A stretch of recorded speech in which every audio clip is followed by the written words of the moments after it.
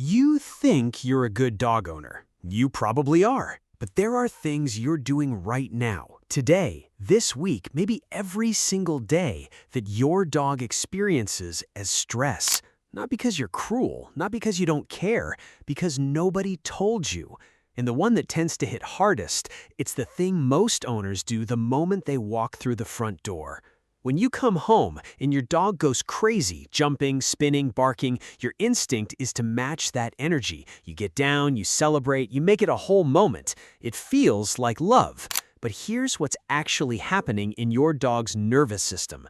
Every time that arousal spikes, and I mean physically spikes, heart rate, cortisol, the whole stress response, and there's no calm to follow it, your dog's brain starts to associate your arrivals with anxiety. Not happiness, anxiety that feels like happiness. Research on canine stress responses shows that dogs who experience consistently high arousal greetings struggle more with separation anxiety, not less, because every departure becomes the anticipation of that spike again. The fix is simple, and it feels wrong at first. Come in calm. Don't ignore them, just don't escalate. Let them settle for 30 seconds, then greet them warmly but quietly. Within a week, most dogs become noticeably more balanced, not less happy, more secure. Almost every person who meets a dog does the same thing. They reach for the top of the head. It's instinctive for us, it feels affectionate, but from your dog's perspective, a hand coming from above toward their face is genuinely hard to track. It mimics dominant gestures, and most dogs don't enjoy it. They tolerate it. There's a difference, and you can see it if you watch. The slight turn away, the blink, the body that stiffens just a little before going still. That's not relaxation. That's a dog doing the social equivalent of politely enduring something uncomfortable.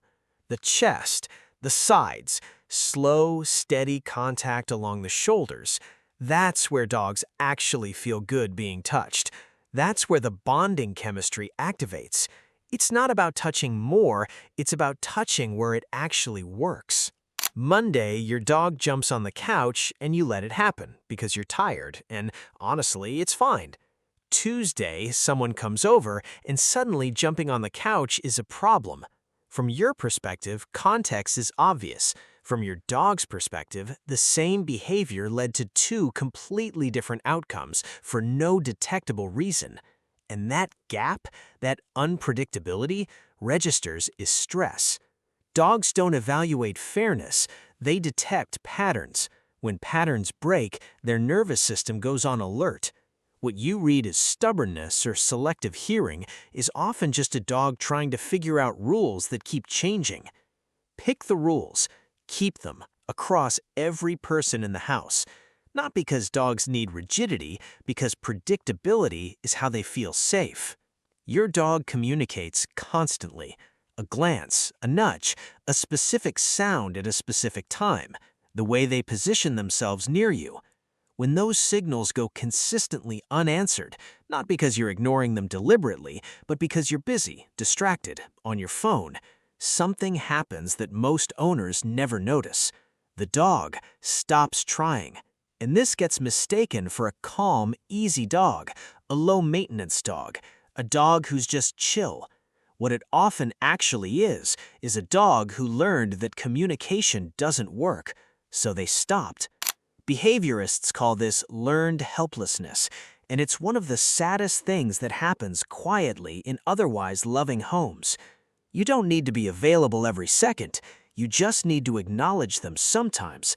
A glance, a word, a moment that says, "Yes, I heard you, you're there, I know."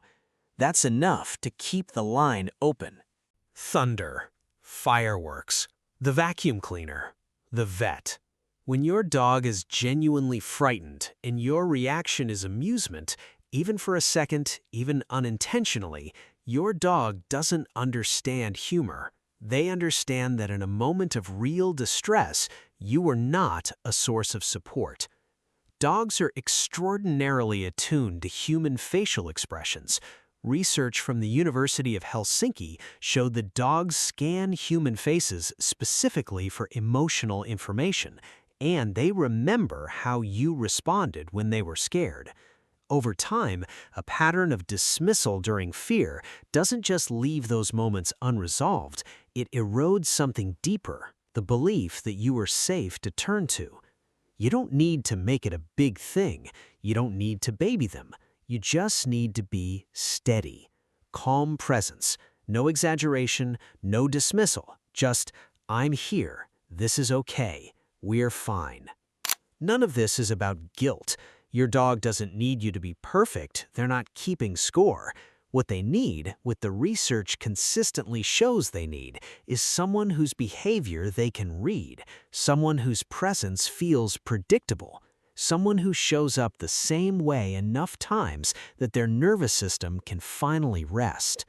You're already most of the way there.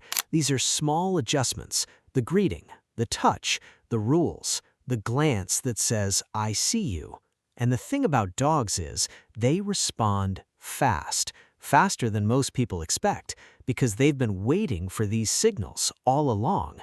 They just needed you to know what they were looking for. If this changed something for you, subscribe. Next week, we're going somewhere unexpected: why your dog sometimes completely ignores you, but only when you actually need them to listen. The research on that one is genuinely funny. See you then.